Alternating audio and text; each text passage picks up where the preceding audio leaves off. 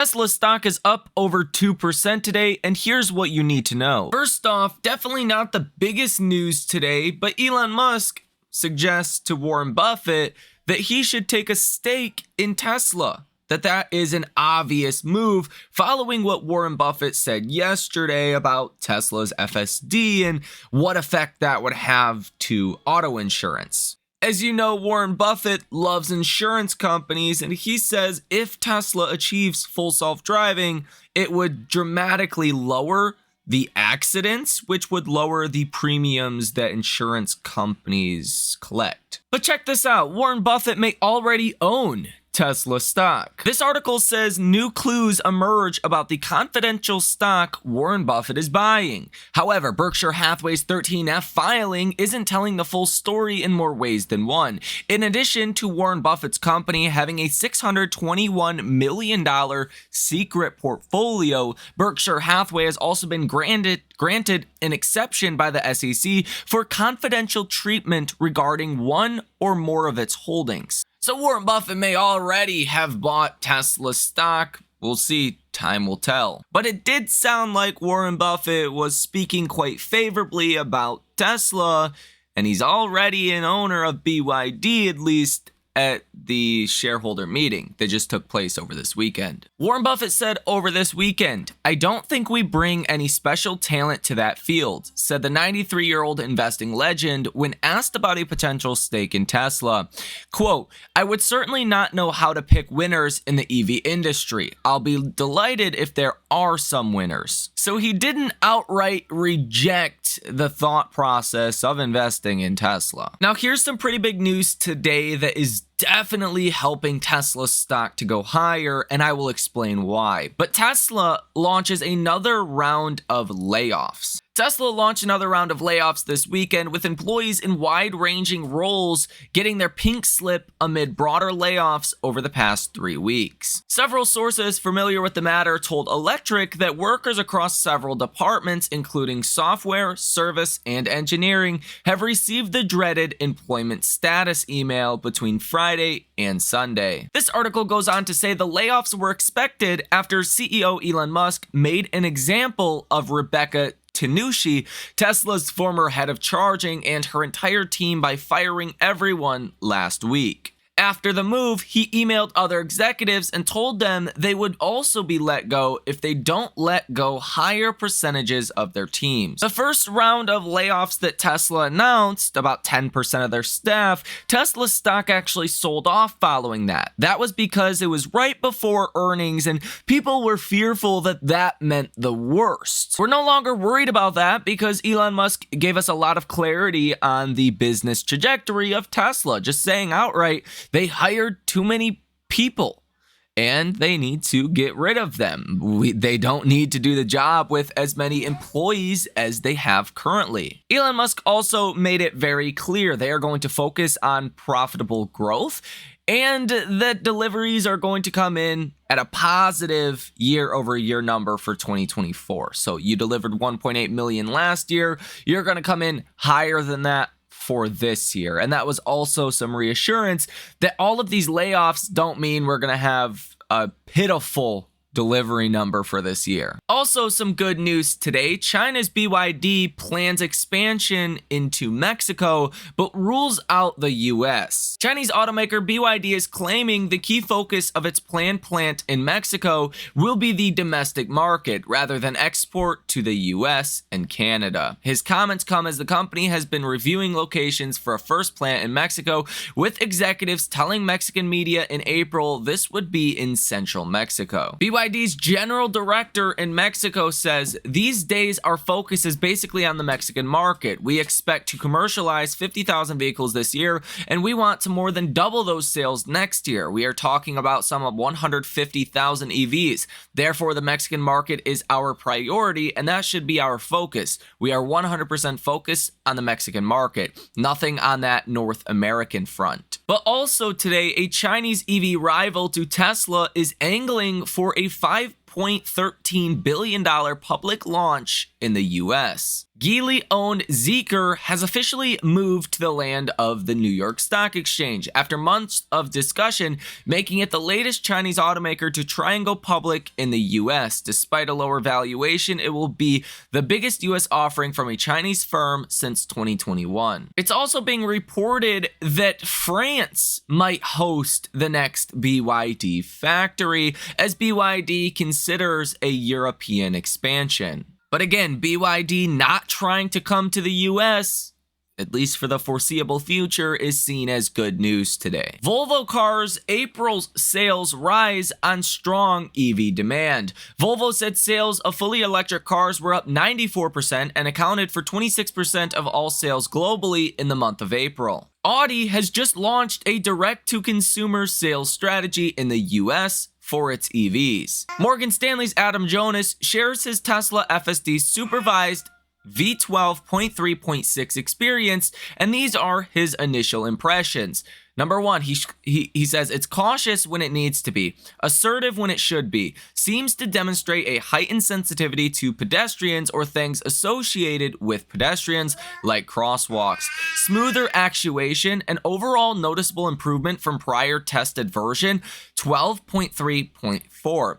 Adam predicts Tesla's vehicle fleet should be driving a collective 100 billion miles a year run rate by late 2025. That's approximately 11.6 million miles every hour, or over 3,200 miles per second. Just to put it into a little bit of context, 3,200 miles would be going from Los Angeles to Van Buren, Maine, literally on the most northern tip of Maine.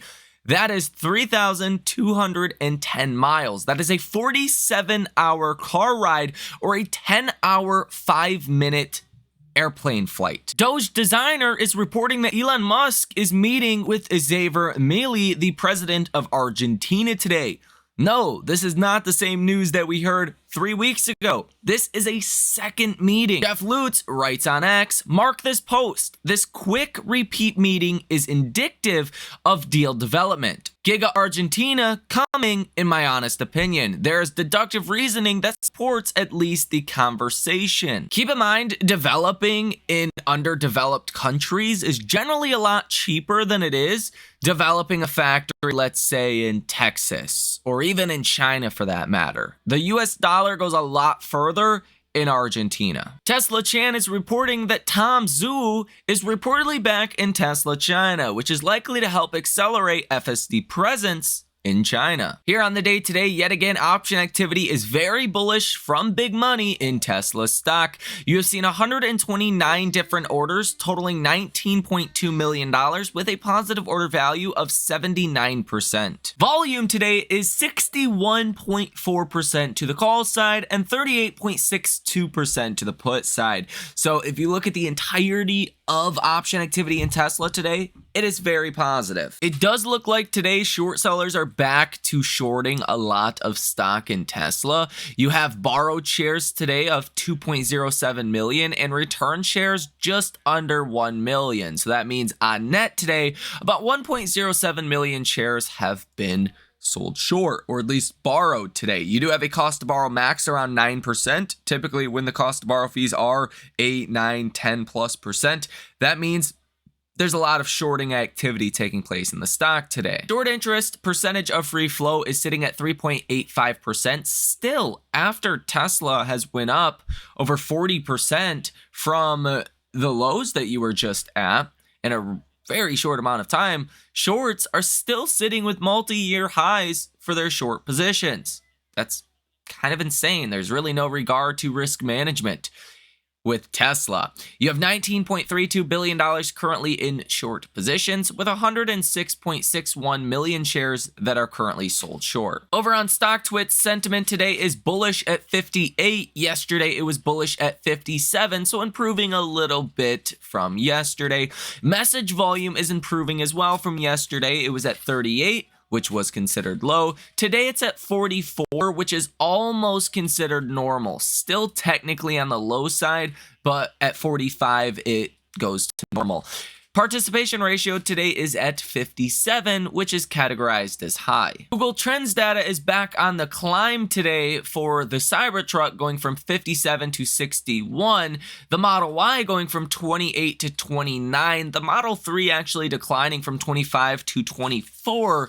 The Model S at 11. Yesterday it was at 12, and the Model X still sitting at about 9. Which, keep in mind, this search trend data is very much a seasonal abnormality right now for Tesla. Normally, this is not the time of the year that Tesla outperforms and sees all of this search trend activity. Normally, it's the third and fourth quarter of any given year. You're only in the second quarter right now, which this suggests second quarter deliveries could look pretty good. Google Trends data for full self-driving is falling yet again today, down to 26. I just want to see where we trend. Do we fall back into the teens again? Under 10? Like, where do we go? Because prior to this free trial, if you're looking at worldwide full self-driving search trends, you were anywhere from 10 to 20 on the highest side. Normally it was like 10 to 18 was generally considered like a very high point. So you're at 26 now. The trial is over for most individuals with a Tesla. That's still a very strong number to be at. But I want to see, do we fall even lower from here? The higher we stay, likely the higher the take rate is, or at least the continued activity into inquiring for full self-driving. Global inventories for the Tesla lineup really mostly unchanged. The Model Y is going up a little bit by about 50 units to 6,900. The Model 3 is staying pretty much unchanged as well at about 2,600 units. The Model X at about 2,500 and the Model S at about 1,300. And Tesla continues to run about 4,000 different ads with Google. You are also seeing the 10-year Treasury yield declining by almost 2 basis points today, and that is definitely helping out certain areas of the markets. CNN's Fear and Greed Index remains at 40. On Friday, it was at 39, so a little bit less fearful than Friday. Here in After Hours, you're actually going to have some pretty important earnings as well, with Palantir, Symbotic, Lucid, Realty Income, Hims & Hers, Rocket Lab, Microchip, Axon, Teradata, and Coherent. Coherent and Microchip specifically are semiconductor companies. So if they have bad earnings, that could affect ARM, that could affect NVIDIA. I'm not sure the direct relationship between Microchip and Coherent and, let's say, NVIDIA. It may be no relationship. There might be a huge relationship. I'm not going to look into it too much, but I'll tell you, if one semiconductor reports bad earnings, it tends to affect all of them, and vice versa. If one company reports good earnings, it tends to positively affect the others. I do have a trade on one of these stocks for their earnings today in After Hours. It is a high risk, high reward, maximum defined trade. $60 is the max loss. If the worst possible scenario happened, all you could lose is $60 with a max gain of $10,000. A high risk, high return kind of trade. So if you guys want to check that out and get notified every time I do make trades, and there's going to be a lot of trading done this week, check out that link down below in the description of this video for the trading community. Nonetheless, if we take a look at Tesla stock on the chart, you're currently trading at $185.23 per share. You have broken above not any important levels, but you're away from your 180 level of support. This is a prior trend line that you were holding support for the past 3 trading days. You're getting away from that today. That's a great sign. Tesla stock up about 2.2%. It looks like you did find a little bit of rejection around the 188 level, and honestly, I expected that. When you get above that 188 level, as I believe will happen this week, my base case yet again is for Tesla stock to at least approach that 100-day moving average around 195.50. Then I think you can get that larger move to that 100-day moving average, but you do have to get above 188 first things first.